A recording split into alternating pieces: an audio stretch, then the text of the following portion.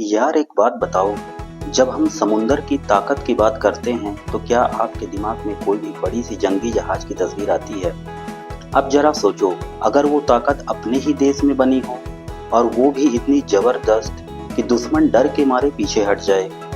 मैं बात कर रहा हूँ INS विक्रांत की। यह भारत का पहला स्वदेशी एयरक्राफ्ट कैरियर है। मतलब डिजाइन से लेकर इंजीनियरिंग तक सब कुछ भारत में हुआ है। 45,000 टन वजन, MiG-29 के जैसे फाइटर जेट्स और ऐसी ताकत जो समुंदर में भारत का झंडा ऊंचा कर दे। यही तो है असली आत्मनिर्भर भारत, न सिर्फ बातों में बल्कि एक्शन में भी। और सबसे खास बात, इस जहाज का नाम विक्रांत है, जिसने 1971 की जंग में पाकिस्तान की नौसेना की नींद उड़ा दी थी। तो अगली बार जब कोई पूछे भारत की ताकत क्या है, बस मुस्कुरा देना और कहना INS विक्रांत। जय हिंद।